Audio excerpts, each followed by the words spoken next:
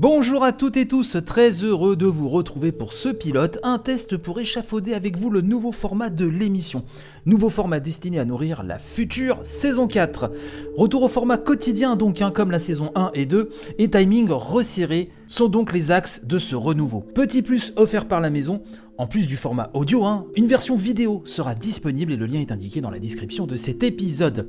J'avais prévu pour ce pilote une émission légère et festive, mais il me paraissait impensable de ne pas traiter des affaires sordides entourant Ubisoft. Non, impensable, inconcevable que la revue de presse JV n'en parle pas, et ce, même si cette affaire a explosé en début de mois. Pour ce pilote de la saison 4, revenons donc sur cette affaire Ubisoft. Alors déjà, ça commence fin juin. En tout cas au niveau médiatique, Ubisoft a ouvert une enquête suite aux témoignages glaçants vus sur les réseaux sociaux.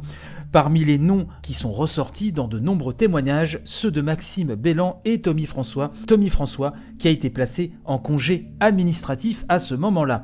1er juillet, coup de tonnerre donc avec la une de Libération, Ubisoft, le harcèlement aux manettes. Une enquête menée par Erwan Cario, journaliste de Libé et animateur du podcast Silence on joue, avec Marius Chapuis. Ils ont enquêté auprès d'employés, actuels ou passés d'Ubisoft, et donc est dénoncé une culture d'entreprise viriliste au siège de Montreuil. On parle d'agression sexuelle, vraiment de harcèlement. 4 pages donc dans ce Libé, avec une vingtaine de témoignages. Je précise que les articles de Libé sont toujours disponibles sur le site du journal, bien évidemment.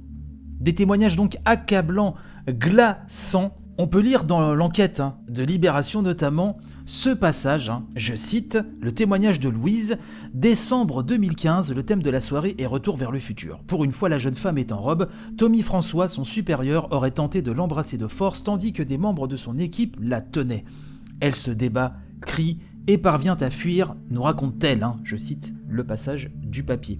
Traumatisée, elle se confie le lendemain à une responsable de l'entreprise et se voit expliquer qu'elle a mal interprété ses gestes, que ce n'est qu'une blague, un truc qu'il fait souvent. Oui, parce qu'effectivement, on parle d'un mur de RH qui protège ses talents dont Tommy François fait partie. Des retours à ce papier de Libé, notamment celui-ci. J'ai 20 ans de carrière à Ubi, je suis une femme et je voulais vous remercier pour votre article.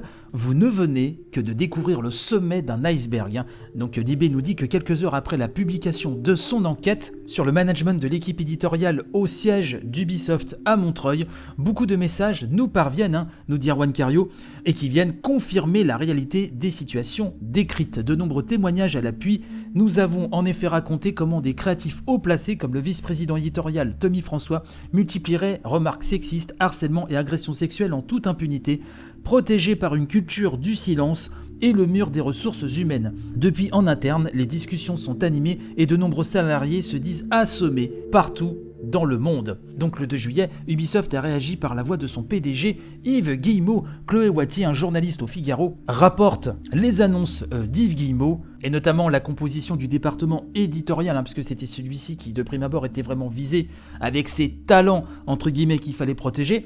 Donc tout ceci doit être revu. On parle d'une création d'un poste de Head of Workplace Culture, création d'un poste diversité et inclusion, groupe d'écoute des collaborateurs, plus questionnaire anonyme, audit externe, des procédures RH, etc., etc. Le 4 juillet, Ubisoft annonce la démission de Maxime Bellan et officialise la mise à pied de Tommy François. Une autre personne à Toronto qui n'est pas nommée a été licenciée. En plus donc de l'enquête de Libé, il y a aussi l'enquête de Numérama, menée par Marie Turcan et Aurore Guettet, je suis désolé si je déforme son nom. Des propos accablants, vraiment terribles, d'un sexisme et d'une violence ahurissante. Et le 11 juillet, Libé publie la deuxième partie de son enquête, avec au cœur de cette culture toxique, nous dit le journal, le numéro 2, Serge Asquet, 4 nouvelles pages qui vous glacent le sang. On peut lire notamment qu'une centaine de cas sont remontés, du harcèlement moral au viol. Là, on grimpe les échelons de l'horreur. La moitié des cas étaient connus des RH. On parle aussi de drogue, de vente de drogue, de consommation. Un quart des plaintes concernent le service édito et Serge Ascoe. Je sais pas si je le prononce bien ou pas, et vous m'excuserez si c'est le cas. Le boss des RH de Ubisoft Montréal a menacé de démissionner avec la moitié de son équipe, dit-il. Si Yves Guillemot, donc le PDG, ne disculpait pas publiquement les ressources humaines. Dans ce papier, on peut lire des choses terribles, comme des propos attribués à la chef des RH, Cécile Cornet, par une des sources des journalistes de Libé, qui dit Yves Guillemot, est OK avec un management toxique tant que les résultats de ses managers excèdent leur niveau de toxicité. Une autre source confirmant un témoignage recueilli par Libération nous dit Serge Ascoe, le numéro 2, celui par qui tout passe, c'est lui qui a façonné vraiment l'image et la ligne édito d'Ubisoft telle qu'on la connaît aujourd'hui. Donc Serge, dit cette source, entouré de ses vice-présidents, a dit que cette mal baisé, je cite, entravait sa créativité et qu'il fallait lui agrandir l'esprit à grands coups de B dans le derrière et la faire tourner jusqu'à ce qu'elle comprenne. Donc des propos d'une violence absolument ahurissante. Bien évidemment, d'autres médias relaient ce scandale, Mediapart et aussi la presse généraliste d'une manière générale, les chaînes info également. Tout le monde en parle à ce moment-là. Le 12 juillet, Erwan Cario, donc l'un des journalistes qui a mené cette enquête pour Libé, nous dit sur son compte Twitter qu'Ubisoft vient d'annoncer que Serge Ascoe et Cécile Cornet, la DRH, démissionnent de leur poste. Yanis Mala, patron du studio de Montréal, quitte l'entreprise. Donc là, on n'en sait plus sur Montréal. 3 personnes dont les départs semblaient inimaginables il y a encore quelques jours. Oui, par contre, Ubisoft précise au Figaro que Cécile Cornet démissionne de son poste de directrice monde des ressources humaines, mais elle ne quitte pas la société. Alors que les déclarations se font aussi côté Ubisoft Communication pour promettre d'améliorer la situation et de faire chambouler tout ça, et de faire une révolution interne, on espère qu'elle aura vraiment lieu, parce que c'est bien de couper des grosses têtes qui sont bien visibles, mais c'est un travail en profondeur qu'il faut opérer, une révolution interne, je le répète.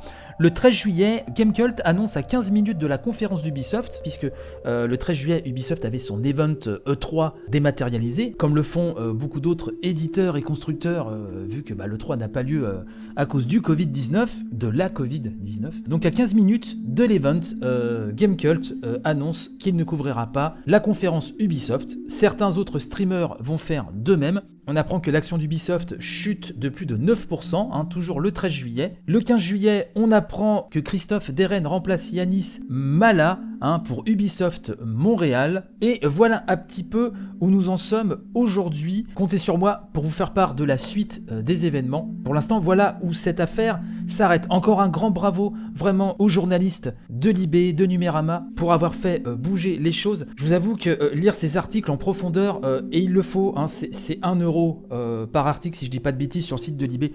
Il faut vraiment soutenir ce genre de journalisme qui font vraiment bouger les choses. Et c'est dur à lire, mais il faut vraiment prendre connaissance de l'horreur qui s'est déroulée à Ubisoft. Voilà, ça c'était le pilote de cette nouvelle version. On se retrouve très certainement demain, là c'est l'été, donc je vais essayer d'être régulier pour qu'on mette en place cette nouvelle formule pour la saison 4 qui arrive. N'hésitez pas à partager si cela vous a plu. Il y a la version vidéo qui arrive en même temps. Je vous remercie de m'avoir écouté jusque-là. Je vous souhaite panache et robustesse pour la journée.